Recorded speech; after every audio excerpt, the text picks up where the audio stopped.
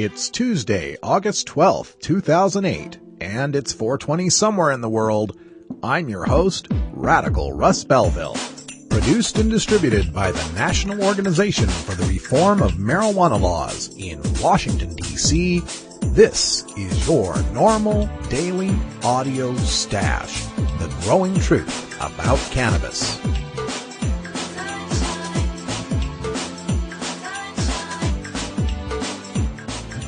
Welcome to the most popular podcast regarding marijuana in all of America and all the world, featuring interviews with scientists, politicians, doctors, prohibition policy activists, regular cannabis consumers, musicians, and NORML staff and NORML's board of directors, along with music and comedy no other podcast can offer. You can always find out more about our show at our website, stash.norml.org, and continue the education and conversation on our blog as well. We're ending marijuana prohibition with education, one listener at a time.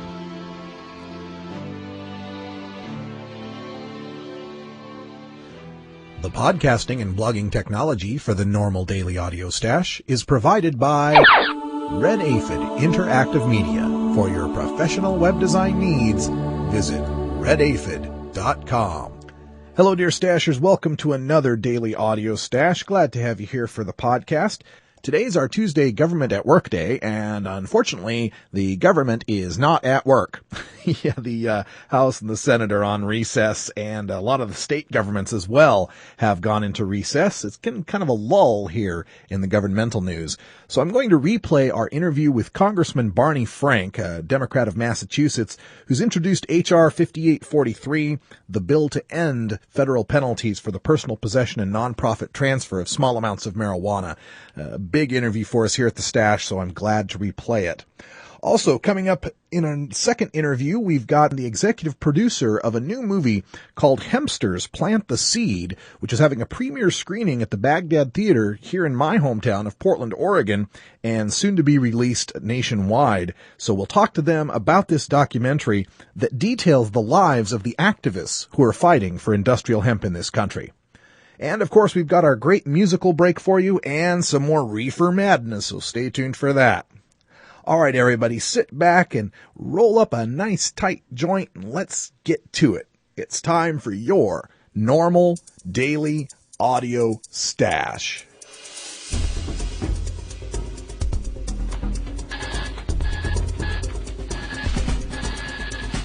Now it's time to take a look at the latest stories about marijuana from news organizations across America and around the world in our NORML Daily Audio Stash, Hemp Headlines. Washington state winemakers turn to marijuana. From the UK Independent. The vineyards of America's Washington state do not all, it turns out, grow grapes. Increasingly, they are growing marijuana, a plant that could surpass grapes in value this year. So far this summer, law enforcement officials in the Yakima Valley have converged on 7 vineyards that had been converted to marijuana. In 2006, more than 144,000 plants were seized. The following year, the total more than doubled to 296,611 plants. Finding farmers willing to sell their property isn't difficult. In one case, drug operatives approached a farmer who didn't have his farm listed for sale. He resisted until, asked to name a price, he threw out a figure, $263,000 for 27 acres and no building. The buyer returned a few days later and bought the property for cash. You know, the funny thing is that the previous wine grape crop was responsible for far more deaths and mayhem than the current cannabis crop. New easy at-home drug test may help parents. From K2.com. Portland, Oregon. Parents wanting to keep their kids drug-free have a new option, a first-of-its-kind drug test that only requires a little hair. Hair Confirm claims to be 99.9% accurate and tests for a wide variety of illegal and prescription drugs. With just a small bit of hair, taken with or without a kid's knowledge, parents can find out whether their child is taking drugs, the company says. Zeynep Ilgaz, CEO of Confirm Biosciences, says, quote, You can see the frequency of abuse so you can find out if the person is an occasional user versus a medium user or on the very high addictive level, end quote. Parent Kelly Bonin likes the idea of such a test, saying there is already testing at his work. He said, quote, "We have random drug testing, and why shouldn't our kids?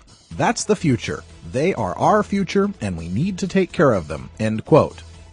The test sells for between $65 and $90. It is not in stores in the Portland area yet, but it is available online.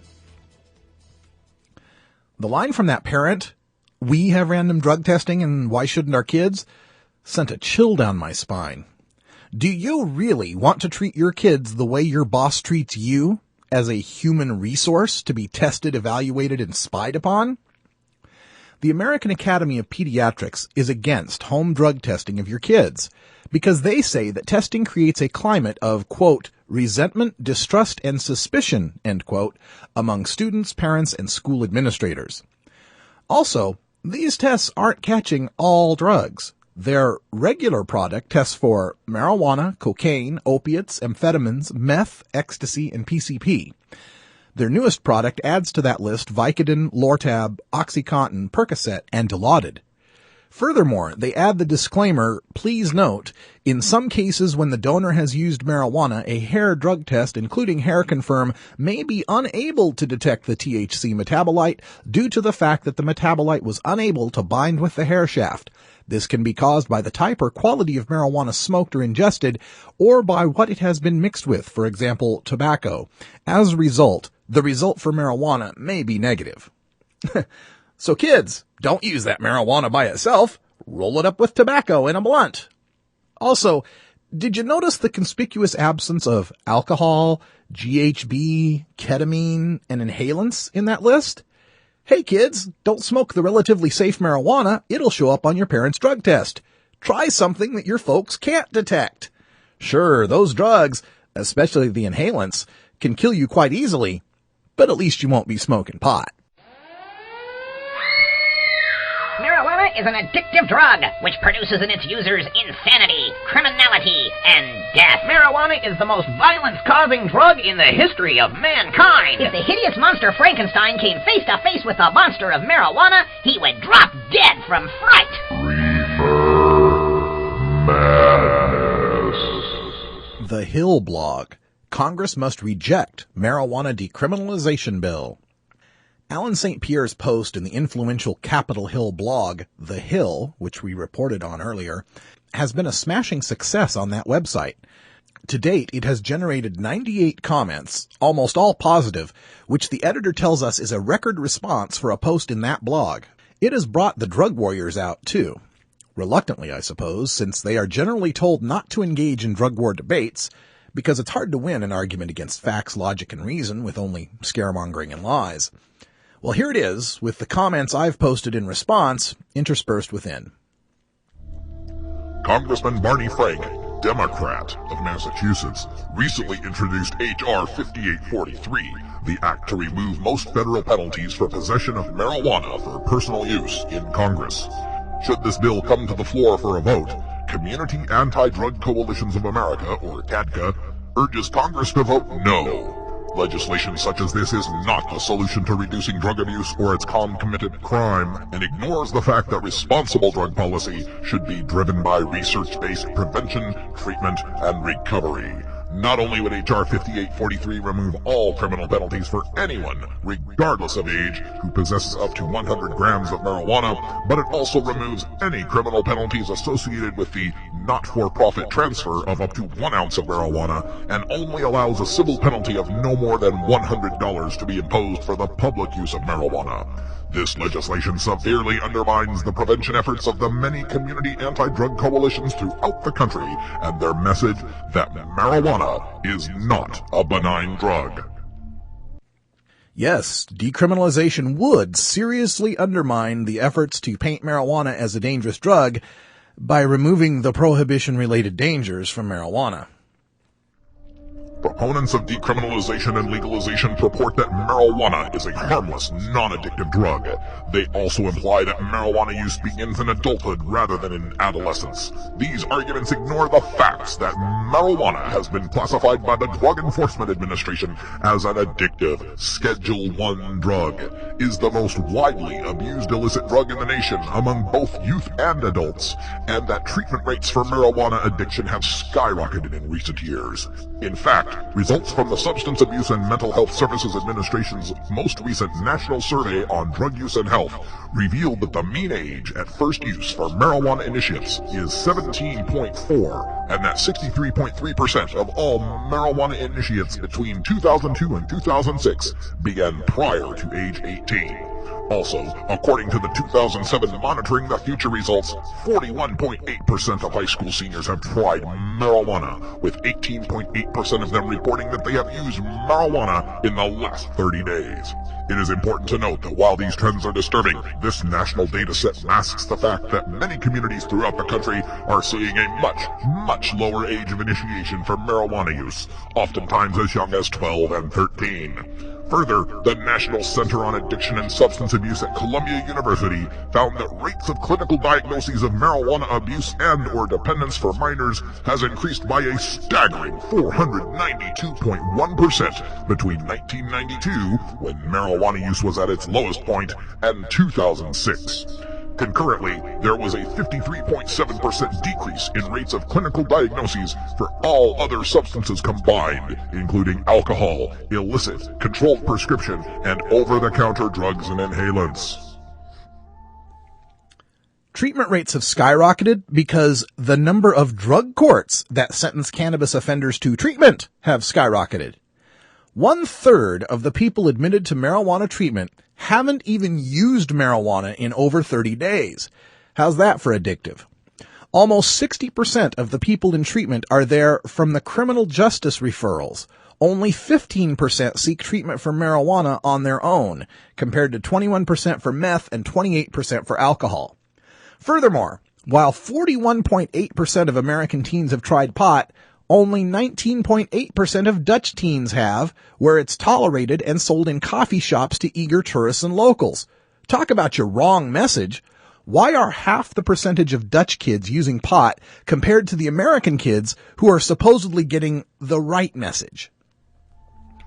Using marijuana at a young age can have deleterious effects on youth. In fact, according to Nora Volkow, director of the National Institute on Drug Abuse, drug addiction is a pediatric adolescent onset disease, and prevention of first use is critical. In other words, the younger the age a person first uses drugs, the higher their chance of adult drug dependency and addiction. The 2002 NSDUH substantiated this fact as it reported that youth who first smoke marijuana under the age of 14 are more than 5 times as likely to abuse drugs as adults. Yes, marijuana use by young teens is bad. That's why I'd prefer that they be ID'd at a liquor store to get pot. Weed dealers don't ask for kids' ID. Cigarette smoking is bad for kids too, and we got those rates to decline not by making smokes illegal, but through advertising bans, public health education, anti-smoking campaigns, and social pressure.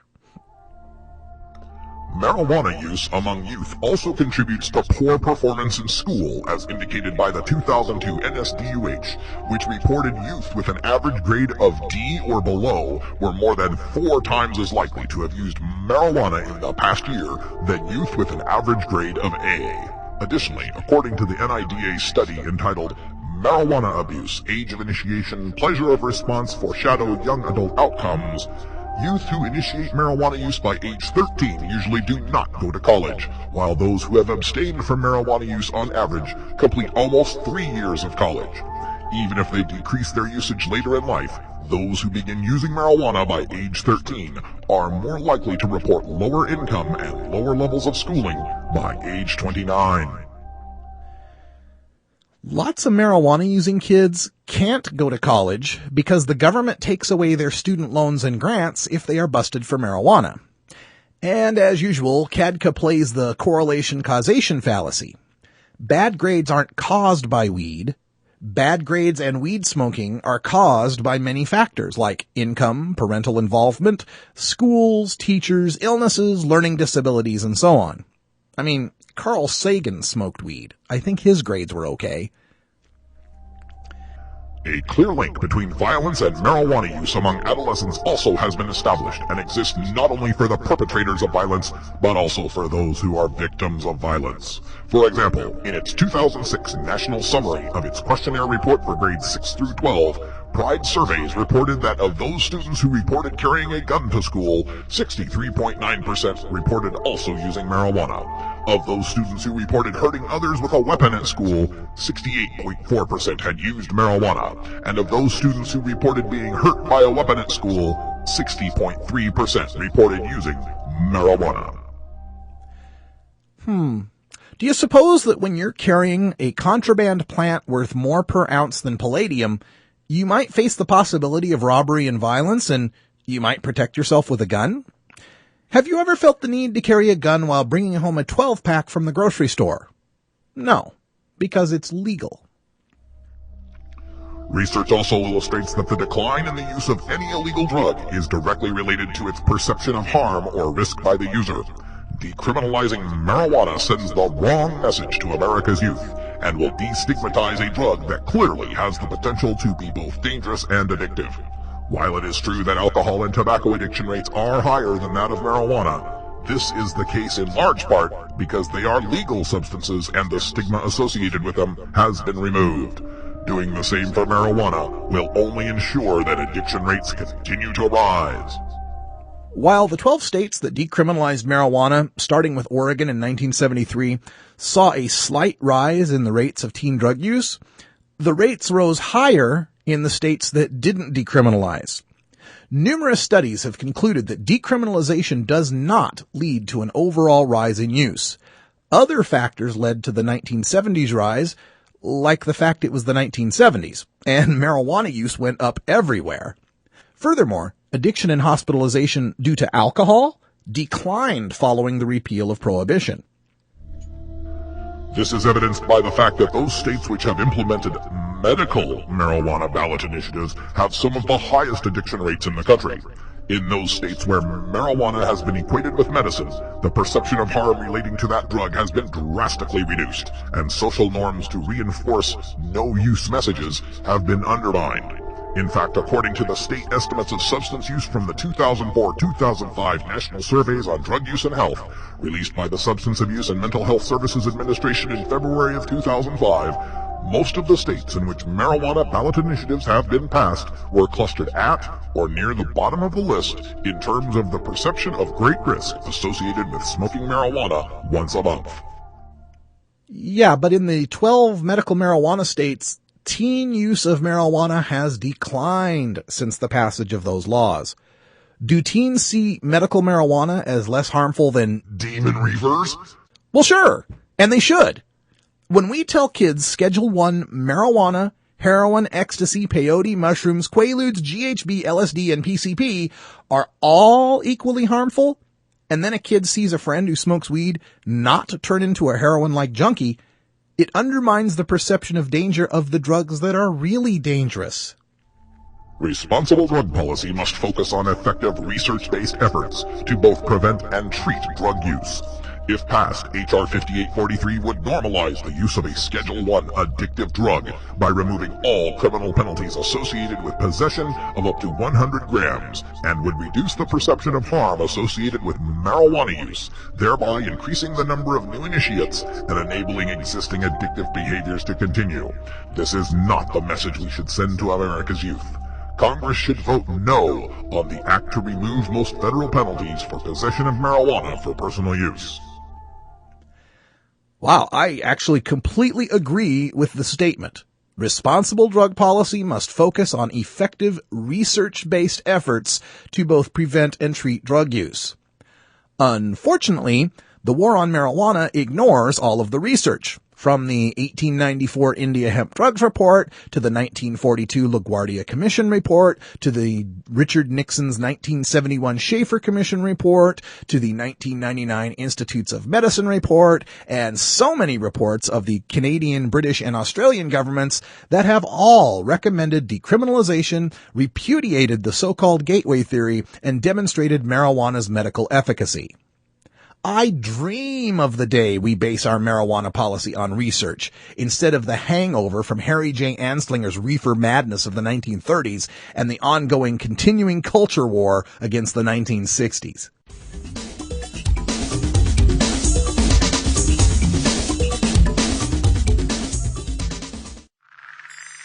Hello, I'm Paul Stanford from the Hemp and Cannabis Foundation, or THCF. Medical marijuana is legal in 12 states today, and THCF has medical clinics in 6 of those states. Our physicians help qualified patients obtain an authorization for medical marijuana in their state.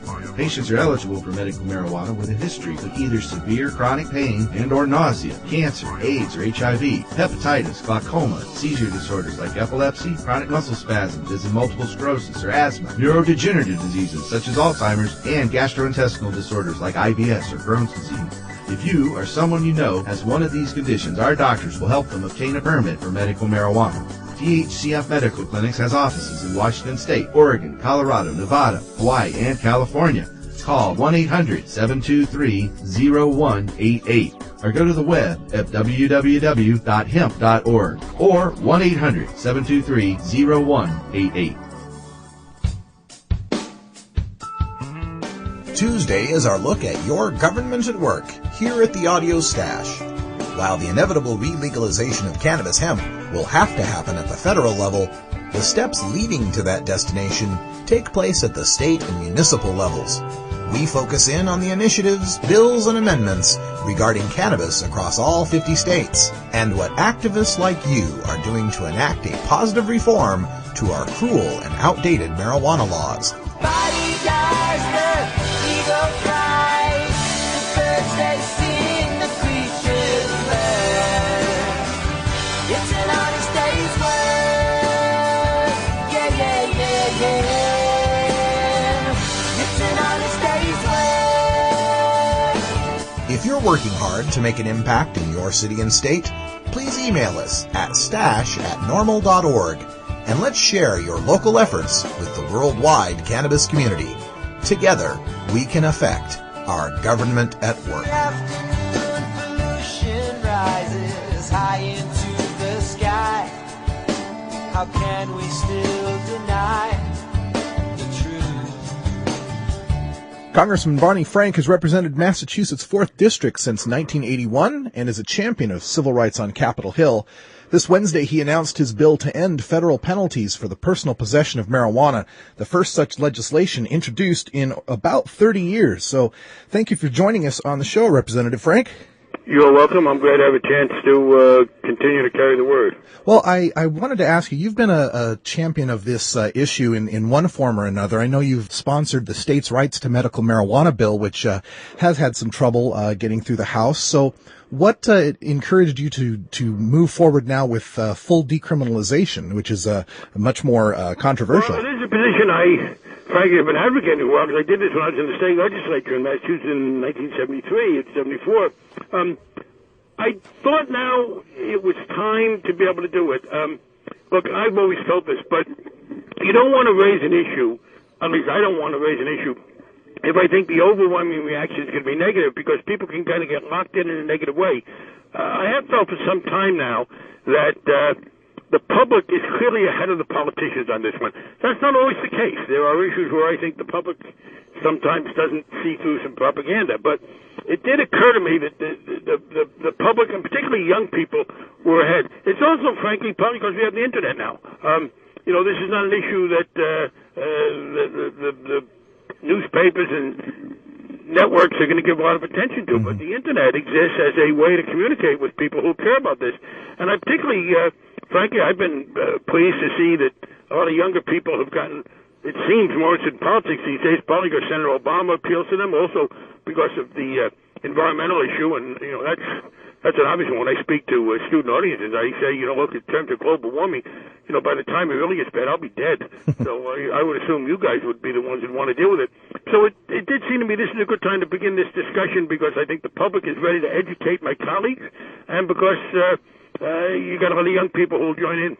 Now, you're close to the end of the session, so it's likely that this bill would be heard and debated in the next Congress. Do you feel that there's going to be a significant difference in the opinion of the upcoming Congress on this issue?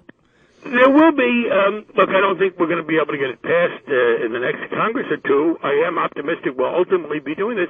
What you really need to do is begin the conversation. I need my colleagues to be hearing from people. That's why I'm really glad that we're able to do this. And I've done some other radio interviews. A number of my colleagues already, because there's been some publicity on it, came to me and said, hey, I was in my district and, somebody said, well, I signed on to your bill. Tell me about it. So what we need, this is one where the public's going to have to give the lead to the members of Congress, but I think that's going to happen.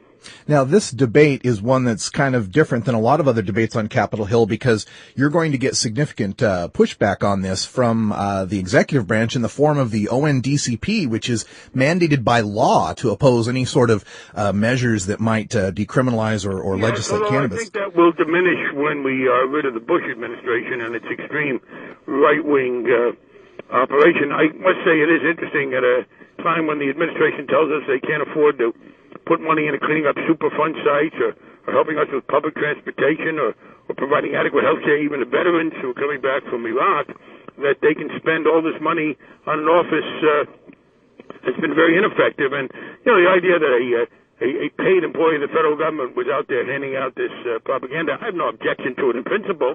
I think people should be able to speak, but it is an example of the waste of time and effort. Yeah, exactly. Now, there are 12 states in America now that regulate the use of medical marijuana, and California in particular has been victimized by DEA raids on those dispensaries. How would this bill affect If this bill passed, either bill, because we have the medical marijuana bill, this is a border bill, it would say that at the very least, well, two ways. If this bill passed, the patients would no longer be subject to harassment. You would need the medical marijuana bill to protect the clinics as well. So I'd want to see both bills passed. But as you know, as you said, I'll give credit to Janet Reno. When she was Attorney General, she did not do this. John Ashcroft became Attorney General in this right-wing administration and started prosecuting very sick people who were following California law to take marijuana. Really a despicable set of activity, it seems to me. Either bill would stop that with regard to the patients. You'd need both bills to be able to protect the clinics. Okay. Now, just north of California in Oregon, there's some cannabis supporters there that are putting together a measure that would tax and regulate the sales of marijuana through liquor stores in the state. Would this bill help in that realm, or would it have to go farther? It would allow them to, well, no, I take it back. You'd have to go beyond that because this bill is for personal use and nonprofit distribution, in effect, sharing. I agree with that proposal. But, I want to have the debate about the basic principle about whether or not the federal government should be regulating people's private lives. Now, ultimately, you would want to get to that, but I don't want it to be distorted into, you're going to have these massive distributions. I mean, the principle, by the way, I want to address one argument, which I hope some of the people listening will also be able to use. One of the questions I get is, well, why are you encouraging the use of marijuana? And the answer is, I'm not. There's this notion that's really very antithetical to the kind of government we want to live in. It says that, well, human activity is divided into two categories. One, things that should be criminal. Two, things that the government is encouraging. And there are some things I want to encourage. I do want to encourage energy conservation, and I think we should encourage people to exercise and, eat healthy in some ways. But on the whole, the view ought to be that what you choose to do on your leisure time is your own. And the fact that it isn't illegal doesn't mean I'm encouraging it. People do a lot of things in this society that I don't do, that if you ask my advice, I'd say, gee, I don't know why you'd want to do that, but I shouldn't make them criminal. And that's what we're saying with smoking marijuana. This notion that if the government doesn't send you to jail for it, the government's telling you to do it, misunderstands the nature of a free government. Good point. Let's say black and white thinking there. Now, some critics might point out here that the bill, as it's written right now, allows the possession of up to 100 grams of marijuana, about 3.5 ounces. And some people might point out that that's an extreme amount. How did you come up with that amount? Well, we tried to have a margin that people wouldn't be unduly harassed for. To be honest, the details at this point are less important than getting the principle out there. Okay. And, you don't want people who have a personal use stash to get caught up in this in a way. As I said, there's no exactitude here, and I would hope we could debate the principle. Obviously, we'd be flexible on the specifics when we got to it. Okay. Another line of attack that I can envision here is people saying that by decriminalizing the possession without doing anything about the sales, all you do is create more of a market for the black market that already exists that causes all the harms of marijuana. Well, we couldn't be doing that. Anybody with any sense of reality understands that there's a flourishing black market now, because one of the honest defenses I get of the law is, well, don't repeal the law, it's not being enforced. And that's a terrible way to deal with the law. You don't want to tell police officers and others, look, we don't really care about this law, so we're going to keep it on the books, but we're going to tell you not to enforce it. I mean, the notion that there's any deterrent effect in the law right now, I think it's very small. Okay. Now, you're in Massachusetts, up in the Northeast, and I'm calling you from Portland, Oregon, out in the West. And our areas of the country seem to be a lot more tolerant to marijuana use and its users. Why is there, in your opinion, such opposition in Washington and in some other places in the country to this notion? Well, I think it's cultural lag. Look, people have seen drugs do bad things to people, but in particular, marijuana became identified first in the 30s and later in the 60s with kind of countercultural activity. It was identified with musicians who engaged in interracial dating at a time in the 30s when the prejudices on race were so strong. In the 60s, it particularly became identified with people who were against the war. And I think that's why it's hard to understand in rational terms why you have this crusade on the books with people like the ONDCP against marijuana and not at all against alcohol. So I think it has to do with cultural things. But the other point I would make is this. The politicians today are people, most of whose careers began 20, 30, and 40 years ago. I think the average voter today is much less obsessed with this. And indeed, as you look at the younger people, they think it's silly. So I think this is one where, particularly over the years coming forward, the politicians, as I said, are going to be educated by the public to lose their fear of doing the right thing. Now, Congressman Frank, when you first announced this on the Bill Maher show, you had made the point that you've been in office for so long now that you really don't care what other people might think of you doing this.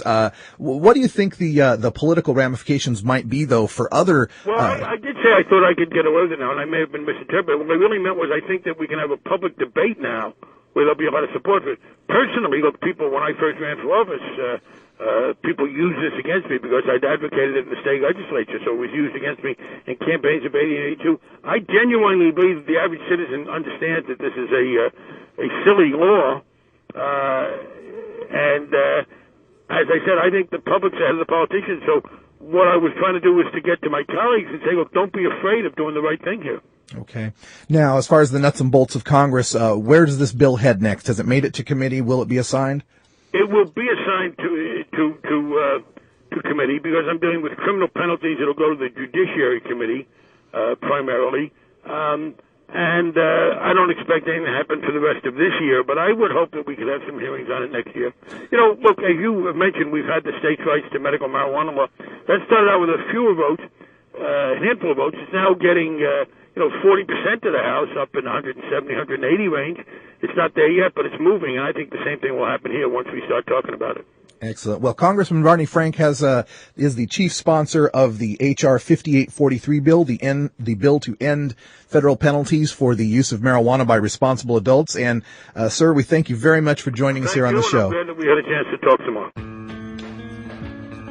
I'm Alan St. Pierre, Executive Director of NORML. Have you heard about the new super pot that's supposedly 20 times more potent than your father's Woodstock weed?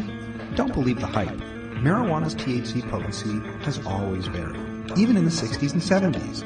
And the drug czar's numbers are full of, well, exaggerations. While no intoxicant is harmless, cannabis is non-toxic and far safer than alcohol. No matter how much you smoke, of whatever potency, you cannot die of a marijuana overdose. Potency is irrelevant anyway. More potent pot just means you smoke less of it. meaning less harmful smoke in your lungs. This is a prime example of harm reduction in action. Besides, the government already allows the prescription of THC pills. Its commercial brand name is Marinol, and it's 100% potent. Meanwhile, the federal government won't allow dying people to use natural marijuana, no matter what the potency? Does this make sense to you? Learn the facts about pot. Visit NORML.org today.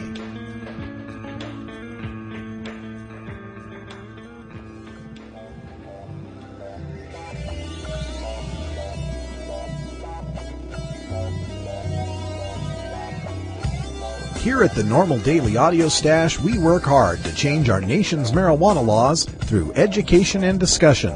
But we also take time to relax and unwind with an eclectic mix of pod-safe music from many independent artists. We look for music that speaks to the growing truth about cannabis, or music that speaks to broader themes of freedom, liberty, social justice, equality, and protest.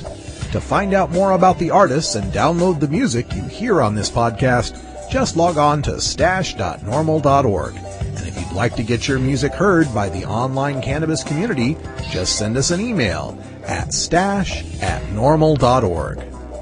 Today we get some lyrical activism from Apostle with his hit track, We Are One. Powerful verse is the strength of this Denver, Colorado rapper who now resides in San Francisco.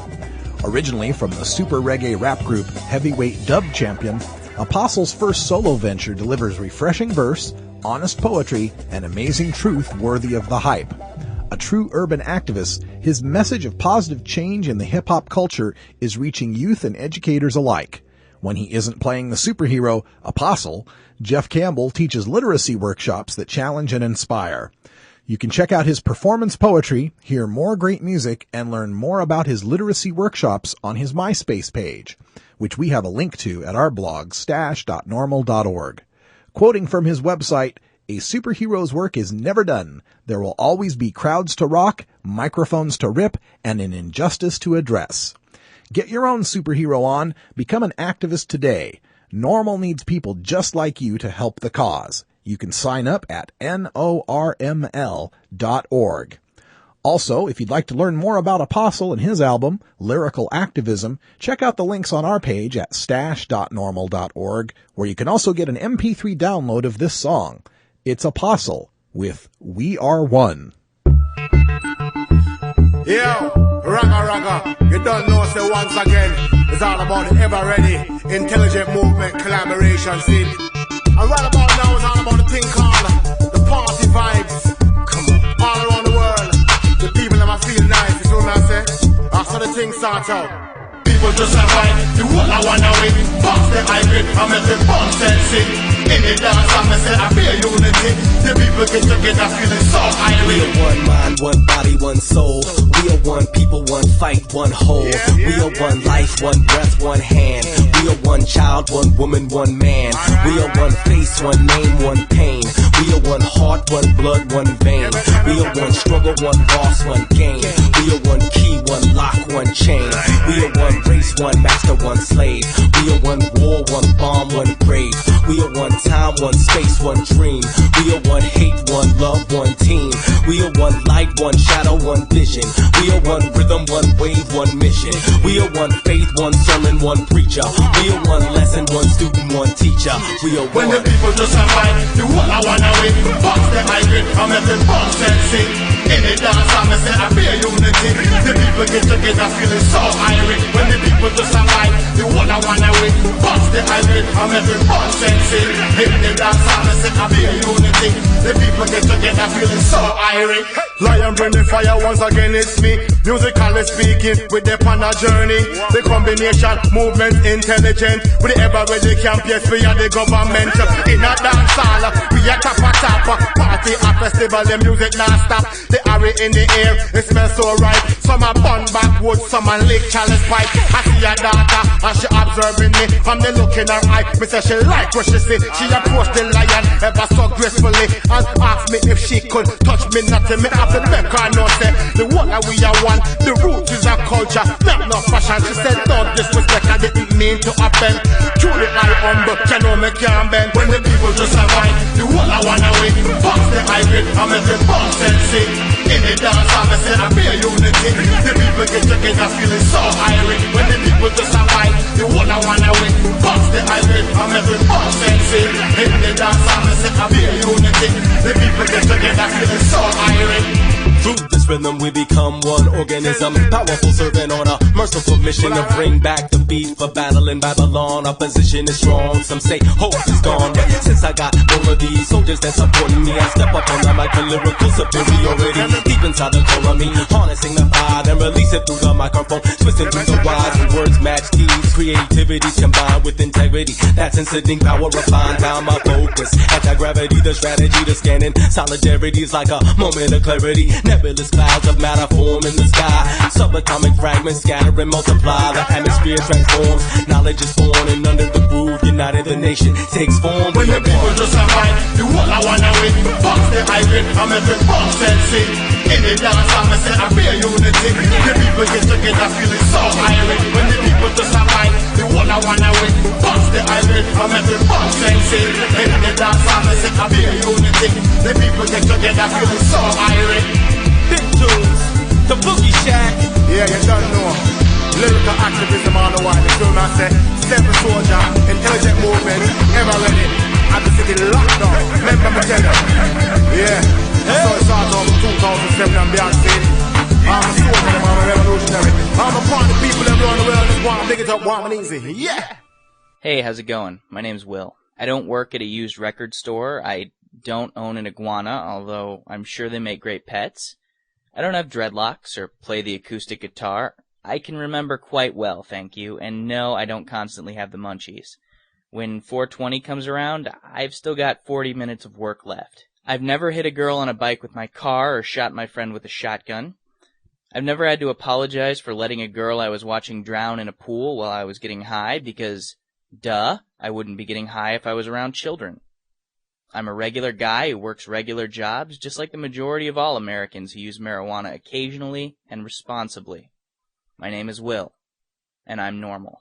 We're always looking for the great documentaries and the new movies having to do with cannabis and industrial hemp, and there's a new one coming out here in my neck of the woods here in Portland, Oregon at the Baghdad Theater on Thursday, August 14th. It'll be there at 7 o'clock and at 10 o'clock. Some screenings there at the McMenamins Baghdad Theater for a new movie called Hempsters, Plant the Seed. And I'm joined now by the executive producer of this film, Rod Pittman. Rod, thanks for joining us here on the Daily Audio Stash. Oh, it's my pleasure. Thanks for having me. So Hempsters, Plant the Seed, what is this about? What's the focus of this film? Well, really, the focus of the film is about $40 a barrel fuel oil. Mm-hmm.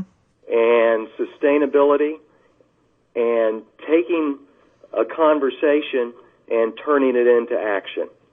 So this is definitely an industrial hemp type of a movie talking about how we could revitalize our American economy and our fuel dependency just by planting and having a economy around industrial hemp then. It is, but it's actually more than that. Okay. It's an opportunity to turn information into action. But yes, I guess the movie is relative to pretty much every social issue and sustainability issue and conversation that's going on right now.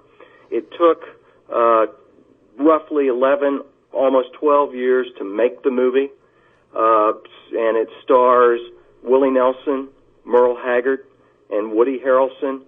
Ralph Nader is in the film. Joe American Horse, Alex White Plume from the Lakota Sioux tribe, Julia Butterfly Hill. Oh yeah. And the list goes on. But it was interesting as we were making the movie. Kind of the attitude was, oh yeah, hemp, sure, pot smoking, hippie trippy gypsies talking about, hemp clothing and this and that and the other thing. And at the time, fuel oil was at $40 a barrel. Now it's a little bit more expensive than that. Yeah, up to upwards of $100, $120, $130 now that we're looking at, and hemp would be a great alternative to that. Well, and here's the thing. I'm not a hempster. I consider myself to be a storyteller. However, in the course of getting this movie made, I've learned a lot about hemp, and I don't have as much information as Michael Henning, the director, does, but from what I can understand, it's like one of the only dual fuels when it comes to producing ethanol, because you can produce diesel directly from the seed by just adding some sort of a combustible alcohol or something. And then hemp, I'm told, has the highest, is it cellulose content? Yeah, cellulosic ethanol, right.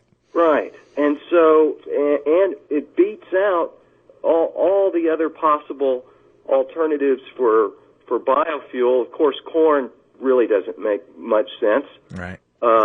And switchweed, first of all, it's not a dual fuel, and you're not going to get the level of cellulose content. And, from what I've been told, this could be a really great deal for the country, for the planet. So in your experience then, working on this film, did you find a lot of your attitudes with regards to hemp, changing? Yes, absolutely. People, and I would be a perfect example, just didn't have the information. Right. And so as they got the information, yes, their attitude changes, but then we were always left with, well, what do we do now? And as you know, it's illegal, depending on who you talk to plant industrial hemp in the United States or harvest it. Some places, I've been told that it's legal to plant it in Oregon. Well, that's not what I'm aware of. I don't know of anyone that's trying to do that at the moment. I'd like to see what would happen if they did. I was told it was legal to plant it. It was illegal to harvest it. Yeah. Okay. That may be. I'll have to check up on that. And this movie does have a lot of link to Oregon. According to your press release here, it says there were 16 different Oregonians involved in the filmmaking process here. Yes, there used to be a school called the Avid Film Camp here in Portland, and I was working on a documentary on Jim Morrison of the Doors up there, and that's where I ran into Michael Henning, who was beginning to process some of the footage from the film, and that's how the two of us hooked together. And between me and some of the other people, there were camera people that came from here. I'm guessing 16 to 20 Oregonians have worked on this thing over the past 10 years. Wow. Okay. And so you're having a screening at the Baghdad Theater, Yes. which is at 37th and Hawthorne here in Portland, Oregon, at 7 o'clock and 10 o'clock. And tickets look like they're $3. And of course, the people that aren't from Portland, you don't realize that the Baghdad Theater is a really nice place to go because you can get a beer and a pizza and kick back and really enjoy the movie. Exactly. And one of the things that your audience might be able to do, not just for the Baghdad screening, but we're trying to get some legs under this movie and utilize it as a talking point to see if we might be able to get something through Congress if we have enough of a change here in the fall. And the way your audience could help us is if they are on Twitter, they can go to Hempsters and follow us. That's twitter.com. And they can easily, within a couple of minutes, get a tweet and begin following Hempsters. That would help us.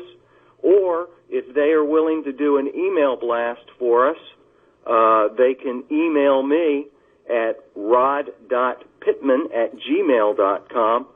And certainly they should go and visit the site, hempstersthemovie.com. That's right. Hempstersthemovie.com, twitter.com/Hempsters, and Rod's email address. We'll have links to all of those up on our post at our blog at stash.normal.org in case you don't have the time to write that down right at the moment. And how about, is there going to be other places in the country where the movie will be showing anytime in the future? Well, we're currently in the process of seeing if we can lock down something for Seattle, Eugene, Washington, D.C., and New York City. Excellent.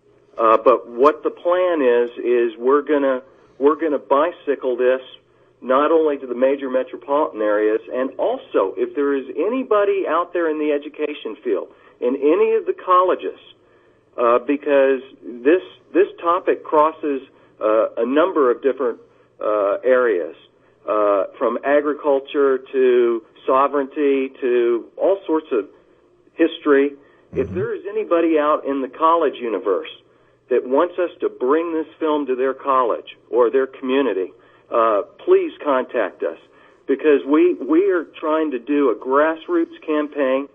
We're trying to utilize social media and make Hempsters Plant the Seed a commodity of choice for people when it comes to talking about sustainability and going green, and having them evangelize this to their friends.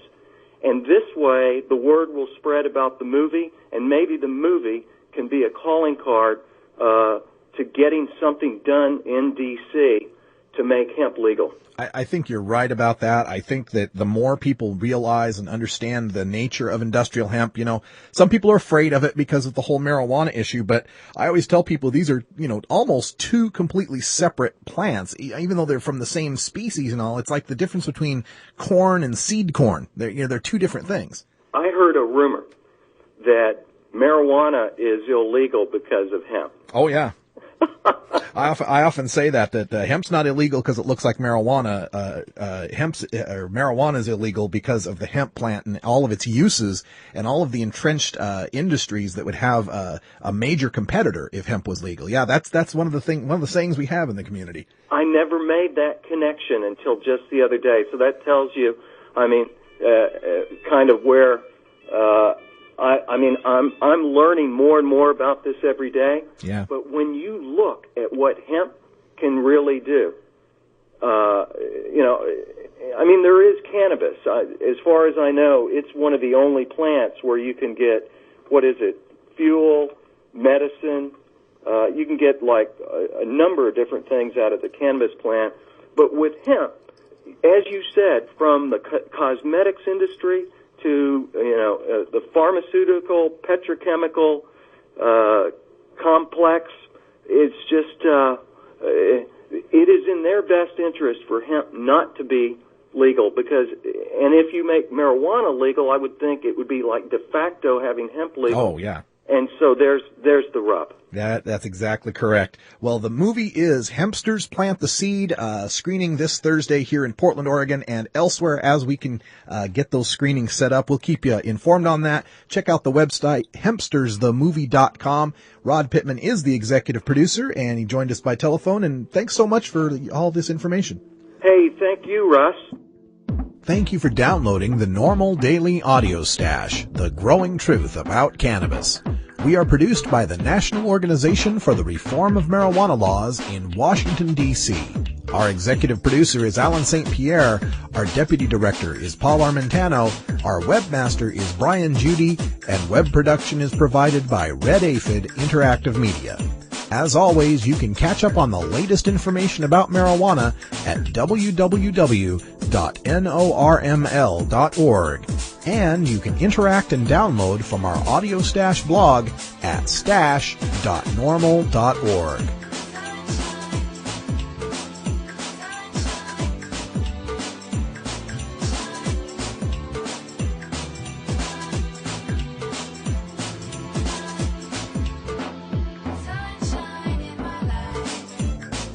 For everyone here at NORML, I'm your host, Radical Russ Belville, hoping all your harvests are bountiful and your encounters with law enforcement are non-existent. We leave you today with another one of our cannabis quotes, some reefer madness from Andrea Barthwell, the former deputy drug czar, who said, quote, "The people who are advancing marijuana as a medicine are perpetrating a cruel hoax that exploits our compassion for the sick. They are using patients' pain and suffering in an attempt to change America's drug control policy. Marijuana is a crude plant product that most definitely is not a medicine." End quote. Yeah, funny thing about Andrea Barthwell there, after she left the drug czar's office, she went to work for GW Pharmaceuticals as a spokesperson for Sativex, a spray which is an extract of marijuana, which she apparently believes has medical efficacy. I'm Radical Russ. Thanks for joining us here for the podcast. We'll be back tomorrow for Hemp Day, Hump Day, more news and interviews you can use for the cannabis community. And until next time, take care of each other, tokers.